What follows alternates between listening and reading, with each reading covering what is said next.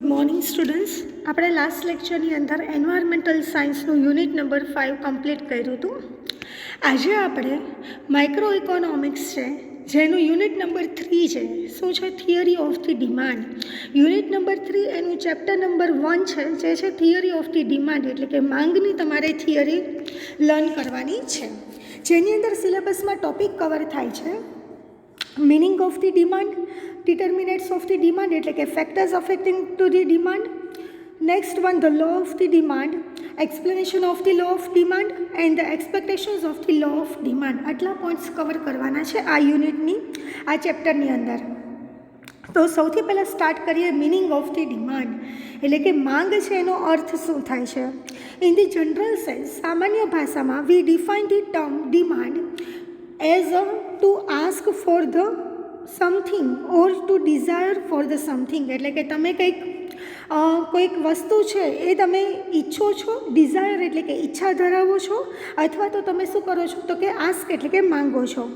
But economics, પરંતુ અર્થશાસ્ત્રની દ્રષ્ટિએ the meaning of the demand is quite different. ઇકોનોમિક્સની દ્રષ્ટિએ એની ડિમાન્ડ છે એનો મિનિંગ છે અલગ છે. ઓનલી ટુ ડિઝાયર એટલે કે ફક્ત ઈચ્છા જ નહીં, does not become the demand. ખાલી ઈચ્છા છે એ જ માંગ નથી કહેવાતી. In the economics the demand must be supported by the 3 following elements, એટલે કે અર્થશાસ્ત્રની દ્રષ્ટિએ માંગની અંદર 3 એલિમેન્ટ્સ છે એ સપોર્ટ કરે છે. ફર્સ્ટ, વિલિંગનેસ ટુ પરચેસ, એટલે કે પોતાના સ્વેચ્છાએથી એ શું કરે છે, ખરીદે છે.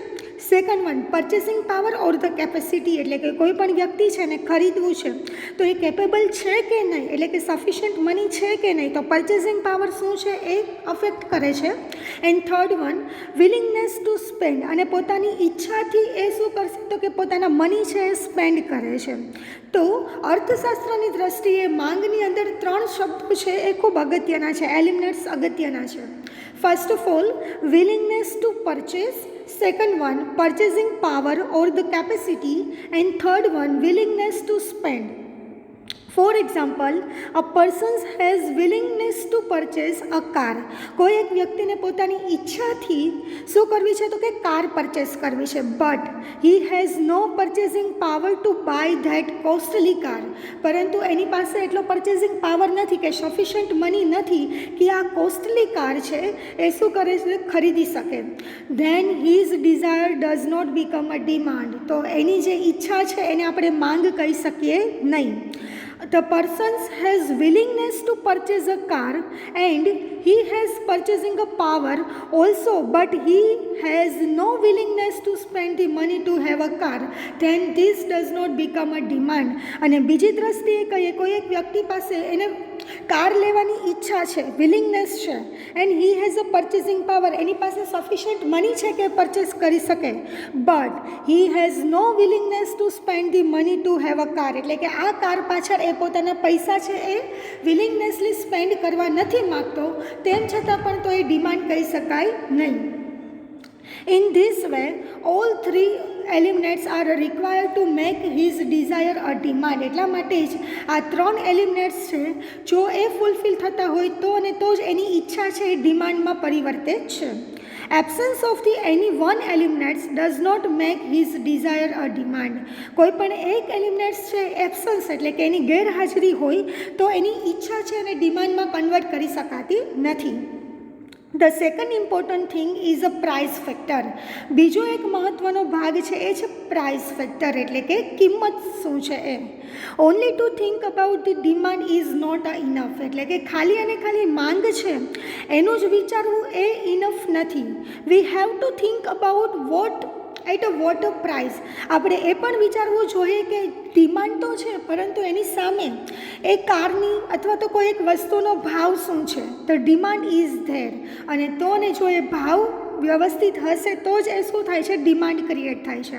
It means how much price the consumer is ready to pay for the certain quantity of the commodity, એટલે કે એટલા માટે કહી શકીએ છીએ કે how much price the consumer is ready to pay, કેટલા ભાવે તો કે ગ્રાહક છે એ રેડી છે કે પે કરી શકશે for the certain quantity of the commodities, કોઈ પણ વસ્તુ ખરીદવા માટે. The third factor is a time factor. ત્રીજો એક ફેક્ટર છે કયો છે તો કે ટાઈમ, સમયનો ફેક્ટર છે. ડિમાન્ડ શુડ બી થ્રોટ out in the relations of the time, એટલે કે માંગ છે એનો સમય સાથે પણ સંબંધ ધરાવે છે. Here time means a week, a month or a year, એટલે કે સમય છે કોઈ એક અઠવાડિયાનો હોય, કોઈ મહિનાનો હોય અથવા તો કોઈ વર્ષનો હોય છે. આપણે જોઈ શકીએ છીએ કે પ્રાઇઝની અંદર ચેન્જીસ આવતા હોય છે એઝ પર ધી ટાઈમ બેઝિસ, એટલે કે આજે જેટલો ભાવ છે એટલો ફ્યુચરની અંદર એટલો ફિક્સ રહેશે નહીં, એમાં ચેન્જીસ થશે, આઈધર ઇન્ક્રીઝ થાય અથવા તો ડિક્રીઝ થાય છે. After the about discussions we can think about the demand in this way including the price and the time factor. તો ઉપરના ડિસ્કશન્સ મુજબથી આપણે કહી શકીએ છીએ કે ડિમાન્ડ છે જ્યારે એનો વિચાર કરીએ છીએ તો એની અંદર પ્રાઇસ એટલે કે કિંમત અને ટાઈમ એટલે કે સમય એ બંને વસ્તુ ધ્યાનમાં લેવામાં આવે છે.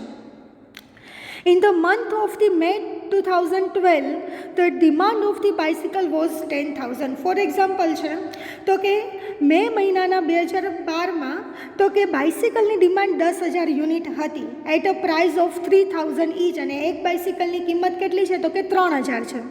In this statement at the time factor is a May 2012 and the price factor is 3,000. તો આપણે કહી શકીએ છીએ કે સમય ફેક્ટર કયો છે તો કે મે 2012માં અને પ્રાઇસ કેટલી છે તો કે 3,000.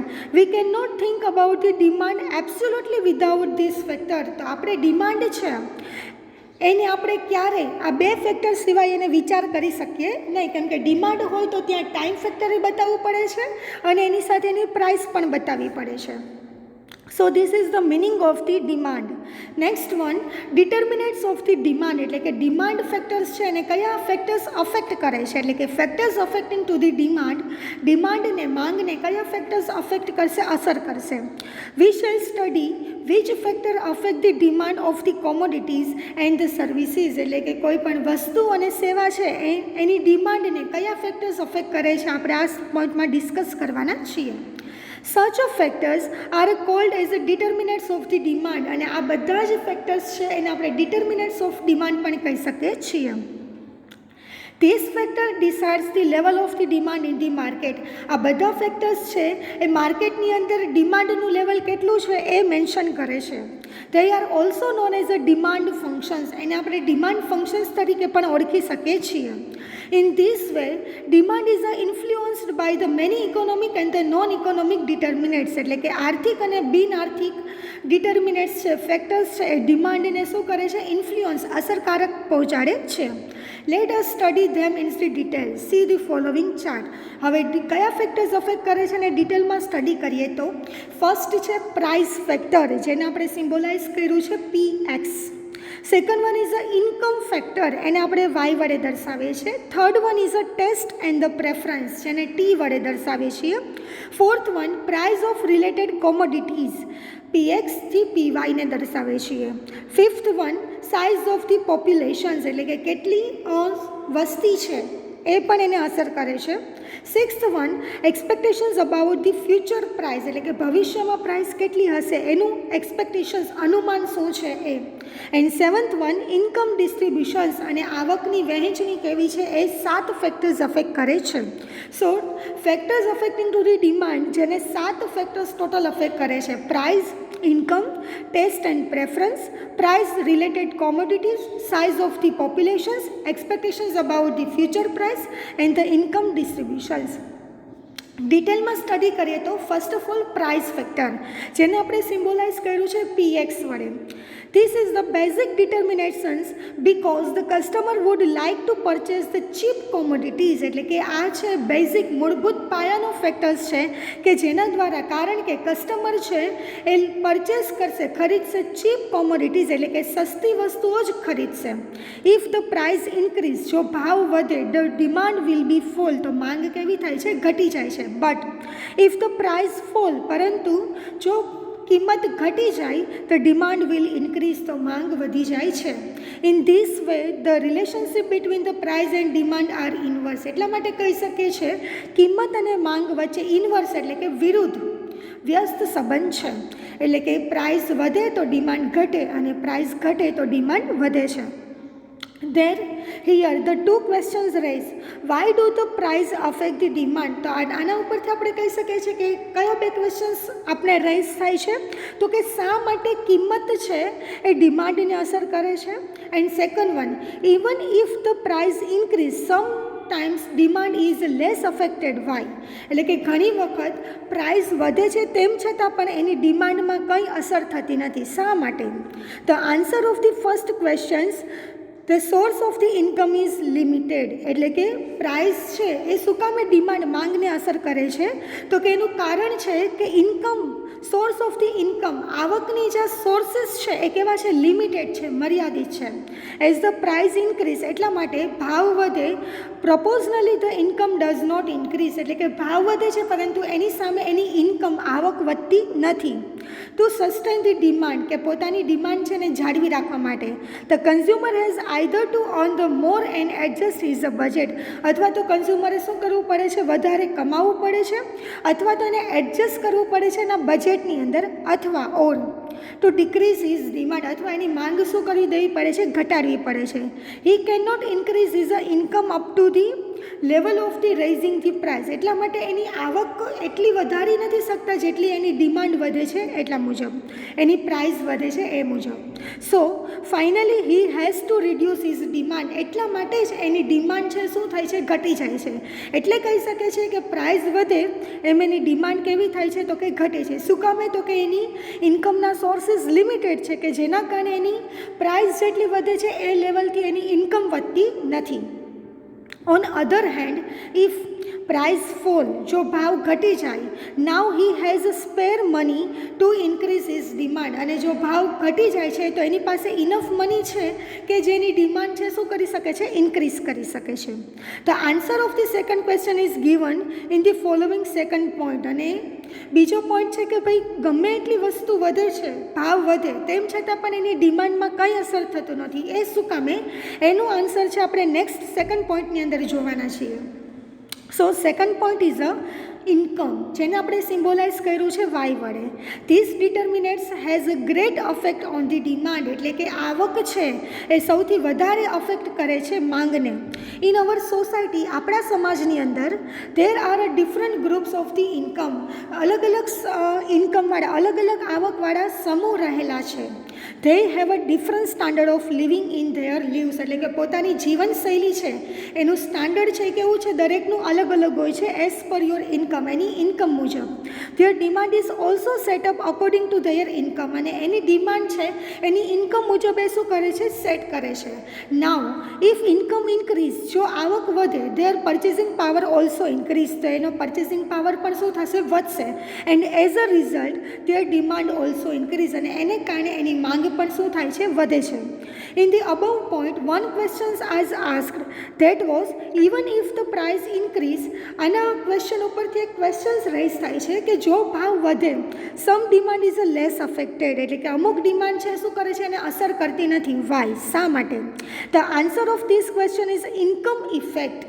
એની આન્સરનો ક્વેશ્ચન શું છે? તો કે આવકની અસર. એઝ ધ પ્રાઇઝિસ રેઝ, ભલે ભાવ વધે છે, ધ ઇન્કમ ઓલ્સો રેઝ. ભાવ વધે છે એની સામે આવક પણ વધતી હોય, that is why the demand is less affected. એટલા માટે કહી શકે છે કે માંગ છે શું કરે છે? ઓછી અસર પહોંચે છે. ક્યારે?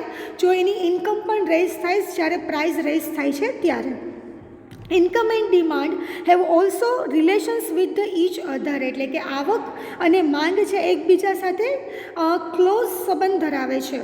અવર demand, our consumptions, our habits, our preference etcetera, all this are based on our income.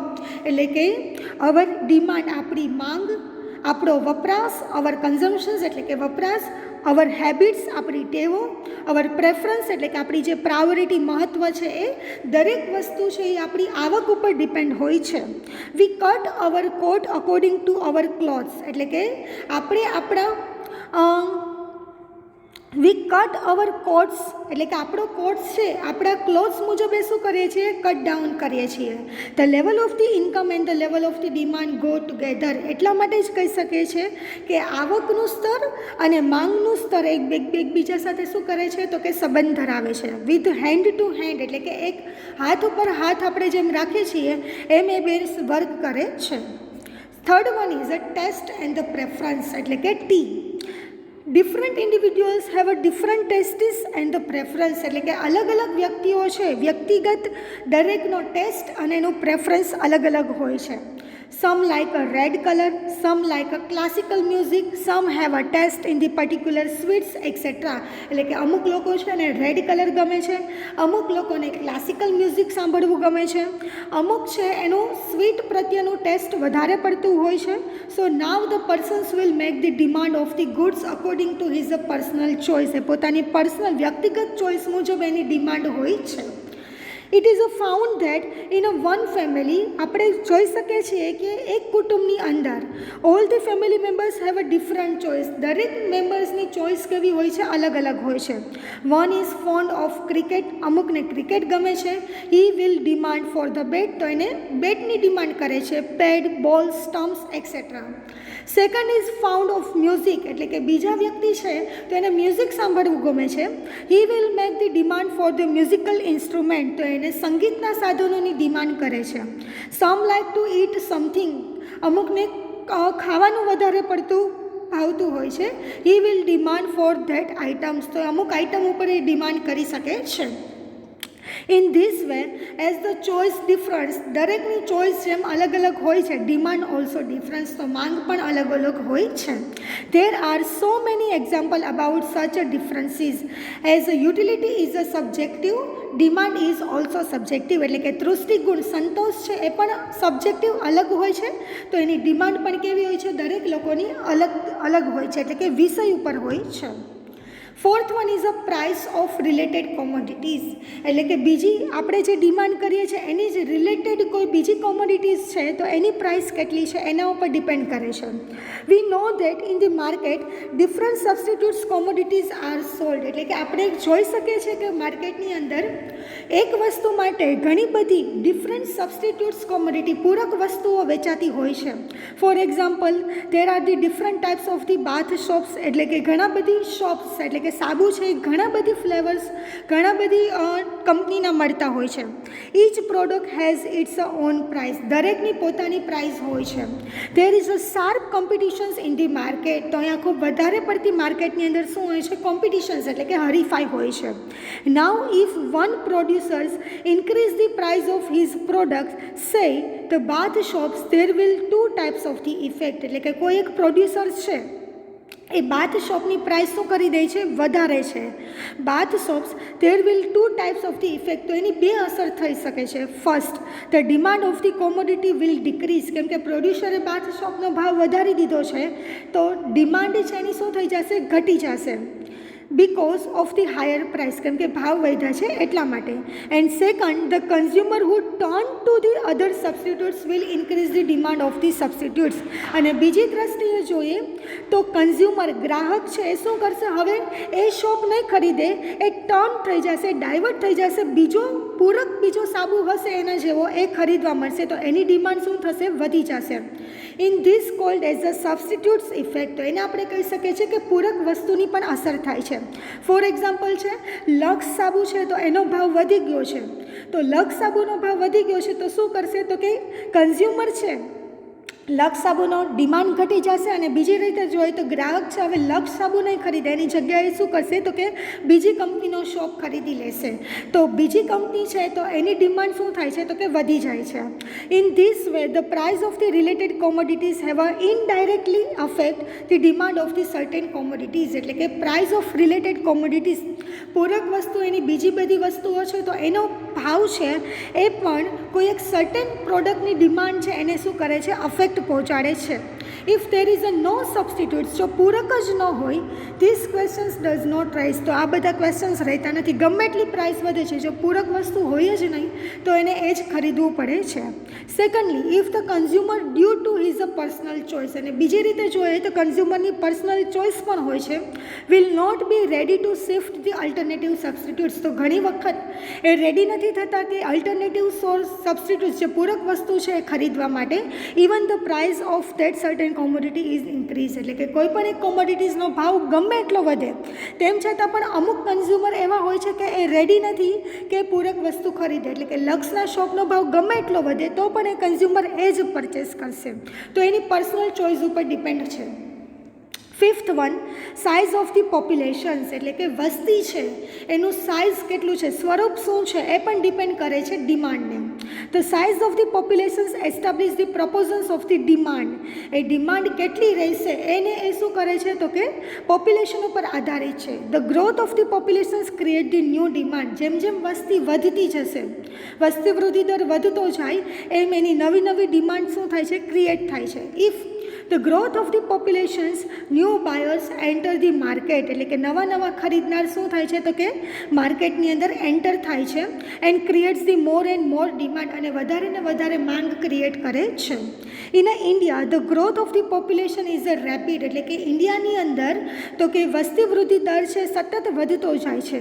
Not only that but the people have adopted the modern ways of life living method, એટલે કે અત્યારે પીપલ છે એ પોતે modern વેઝની અંદર પોતાનું standard of living પોતાનું જીવનશૈલી જીવવા માગે છે. ધેટ ઇઝ વાય, એટલા માટે જ also the total demand of the modern equipment has increase, એટલા માટે કહી શકીએ છીએ કે અત્યારે મોડર્ન ઇક્વિપમેન્ટ છે, મોડર્ન સાધન સામગ્રીઓ છે એના ઉપર લોકો વધારે પડતી ડિમાન્ડ કરે છે કે જેના કારણે ડિમાન્ડ એની શું થાય છે, ઇન્ક્રીઝ થાય છે. ડિમાન્ડ ફોર ધ કાર્સ, એટલે કે કારની demand, scooters, TV, AC etcetera have increase at the higher level, એટલે કે અત્યારે આપણે લક્ઝરિયસ લાઈફ જીવવા માગીએ છીએ તો એટલા માટે જ કાર, સ્કૂટર, ટીવી, એસી છે એની ડિમાન્ડ વધે છે. સો far the standard of living improve, કે જેના કારણે એનું સ્ટાન્ડર્ડ ઓફ લિવિંગ જીવનશૈલી છે શું થાય છે તો કે ઇમ્પ્રૂવ થાય છે. Such a demand will also go higher and higher, અને એટલા માટે જ આની ડિમાન્ડ છે વધારે ને વધારે શું થાય છે તો કે વધે છે. Next one is expectations about the futures price, ભવિષ્યમાં એની ભાવ શું હશે એનું અનુમાન અત્યારથી કરવામાં આવે છે, એ ફેક્ટર પણ ડિમાન્ડને અફેક્ટ કરે છે. The factor of the demand is always uncertain, એટલે કે ડિમાન્ડના જો આ ફેક્ટર છે કેવું છે, અનસર્ટેન એટલે કે અનિશ્ચિત છે. It is very difficult two forecast the demand, એટલે કે ફોરકાસ્ટ એટલે કે અનુમાન, ભવિષ્યની અંદર એની પ્રાઇસ શું હશે તો એ માટે એની ડિમાન્ડ શું રહેશે એનું ફોરકાસ્ટ કરવું ખૂબ જ અઘરું છે. Even if some people expect that for the some commodities the price will go higher in the futures, આપણે કોઈ જોઈ શકીએ કે જો કોઈ વ્યક્તિ છે એક્સપેક્ટ કરે છે that some commodities the price will go higher in the future, ભવિષ્યમાં ભાવ એના વધશે, on that expectations, આ એના અનુમાન મુજબ they make a more demand in the market only to store the commodities, તો અત્યારે શું કરશે એનો સંગ્રહ કરી લેશે, કેમ કે ભવિષ્યમાં ભાવ વધવાના છે તો પ્રેઝન્ટલી એને શું કરશે, માર્કેટમાંથી વધારે ને વધારે ડિમાન્ડ કરી અને એને સ્ટોર કરી લે છે. For example, in the seasons of the wheat, એટલે કે ઘઉંની સિઝન હોય, એલિજિબલ ઓઇલ, સ્પાઇસીસ, મસાલાની, તેલની સિઝન હોય, people have a tendency to store all those commodities, એટલે કે લોકોની શું હોય છે, એની ટેન્ડન્સી જ હોય છે કે આ દરેક વસ્તુ એની સિઝનની અંદર આપણે શું કરી લે છે, સ્ટોર કરી લે છે, સંગ્રહ કરી લે છે. So that they do not have to face the higher price in the off seasons, એટલે કે ઓફ સિઝન્સની અંદર એ વધારે પ્રાઇસ પે કરવા નથી માગતા એટલા માટે. This tendency create the more demand, આ ટેન્ડન્સીને કારણે એની માંગ શું થાય છે તો કે વધે છે for such a commodities, આ બધી કોમોડિટીઝ માટે. If the people feel that the price will fall in the future, અને લોકોને એવું લાગે છે કે ભવિષ્યની અંદર એનો પ્રાઇસ ઘટશે, they stop the purchasing such a commodity, તો અત્યારે એ કોમોડિટીઝ ખરીદવા માટે એ શું થઈ જશે, રોકશે, એટલે કે સ્ટોપ થઈ જશે. As a result the demand also fall in the market, તો એટલા માટે અત્યારે ડિમાન્ડ છે માર્કેટની અંદર શું થાય છે, ઘટી જાય છે. સ્પેક્યુલેટર્સ એટલે કે સટ્ટાખોરો keep their sharp eyes on the market movement, સટ્ટાખોરો છો એની પોતાની દ્રષ્ટિ છે કેવી હોય છે, માર્કેટ મુવમેન્ટ ઉપર સતત રહેતી હોય છે. એન્ડ ધ કન્ડિશન્સ ડે, અને શું શરતો છે એ મુજબ હોય છે, and day and the night, and they either purchase or sell the commodities, અને આ સટ્ટાખોરો કાં ખરીદે છે કાં શું કરે છે, વેચે છે. આપણે કહી શકીએ છીએ કે ફોર એક્ઝામ્પલ આપણે કહીએ કે ગોલ્ડ છે તો આપણે એવું લાગે છે કે ભવિષ્યમાં ગોલ્ડના ભાવ વધશે, તો અત્યારે આપણે શું કરીએ છીએ એને પરચેસ કરીએ છીએ, પરંતુ આપણે એવું લાગશે કે ફ્યુચરની અંદર ગોલ્ડના ભાવ ઘટવાના છે તો અત્યારે આપણે ગોલ્ડ ખરીદશું નહીં. તો expectation about the future price, ભવિષ્યમાં શું ભાવ રહેશે એના ઉપર એ ડિમાન્ડ ફેક્ટર્સ આધાર રાખે છે. 7th વન, ઇન્કમ ડિસ્ટ્રીબ્યુશન્સ, એટલે કે આવકની વહેંચણી છે એ પણ ડિમાન્ડને અસર કરે છે. Income distributions become the base of the pattern of the demand, એ ડિમાન્ડની પેટર્ન કેવી રહેશે એના ઉપર આધાર રાખે છે. If the distribution is such that income transfer from the poor to rich, એટલે કે વહેંચણી એવી હોવી જોઈએ કે પુઅર ટુ રીચ, ગરીબથી રીચ પર્સન સુધી દરેકને ઇન્કમ, આવકની સમાન વહેંચણી થવી જોઈએ. The result may come that the demand for the luxury item will increase, પરંતુ જો આવકની વહેંચણી રીચ પીપલને વધારે થઈ હોય તો એના કારણે તો કે રીચ પીપલ છે લક્ઝરિયસ આઇટમ, મોજ શોખની વસ્તુ પર વધારે ડિમાન્ડ કરે છે. Similarly if the income transfer from the rich two poor, પરંતુ રીચથી પુઅર સુધીની ઇન્કમ ટ્રાન્સફર થતી હોય તો demand for the primary goods, એટલે કે પ્રાથમિક પાયાની જે વસ્તુઓ છે એ કમ્ફર્ટેબલ ગુડ્સ વિલ ઇન્ક્રીઝ, આ દરેક વસ્તુનો ભાવ તો શું થાય છે, વધી જાય છે. The problems of the income distributions, પરંતુ આવકની અસમાન વહેંચણી છે એની સમસ્યા is one of the hard task for the monetary authority, નાણાકીય નીતિઓ માટે આ ટાસ્ક કેવો છે, ખૂબ જ અઘરો છે. It is a very difficult to do just distributions among the poor class and the rich class, તો દરેકને કેવી રીતે આવકનું ડિસ્ટ્રીબ્યુટ, વહેંચણી કરવી પુઅર ક્લાસ લોકોને અને રીચ ક્લાસ લોકોને એ ખૂબ જ ડિફિકલ્ટ ભર્યું છે. The rich classes have a greater control on the country economy, એટલે કે રીચ ક્લાસીસના લોકો છે એ દરેકને ઇકોનોમી ઉપર કંટ્રોલ રાખવો ખૂબ જ એનો ગ્રેટર કંટ્રોલ, વધારે પડતો એ ભાગ ભજવે છે. They govern on it, in spite of that the force of the demand is a based on the income distributions. એટલા માટે કહી શકીએ છીએ કે આવકની વહેંચણી છે એ પણ ડિમાન્ડને અસર પહોંચાડે છે. ધેન કન્ક્લુઝન, એટલે કે ઉપસંહાર શું છે, all the factors or the determinates have a great influence on the demand, આ બધા જ ફેક્ટર્સ છે એ ડિમાન્ડને શું કરે છે, અસર પહોંચાડે છે. સમ ફેક્ટર્સ આર ધ ઇકોનોમિકલ, અમુક ફેક્ટર્સ છે જે આર્થિક છે, and sum are the non economical, અને બીજા ફેક્ટર્સ કેવા છે તો કે નોન ઇકોનોમિકલ્સ છે. So this is the factors affecting to the demand. તો એની અંદર આપણે કેટલા પોઈન્ટ્સ કવર કર્યા છે તો કે 7 પોઈન્ટ કવર કર્યા છે. First price, second one income, third one taste and the preference, fourth one price of the related commodities, fifth one size of the populations, next sixth one expectations about the future price, and last income distributions. તો આ 7 factors છે એ શું કરે છે, ડિમાન્ડને affect કરે છે. So this is the factors affecting to the demand. જો તમને આ પોઈન્ટની અંદર કંઈ ન સમજાય તો એની ટાઈમ પૂછી શકો છો. Thank you.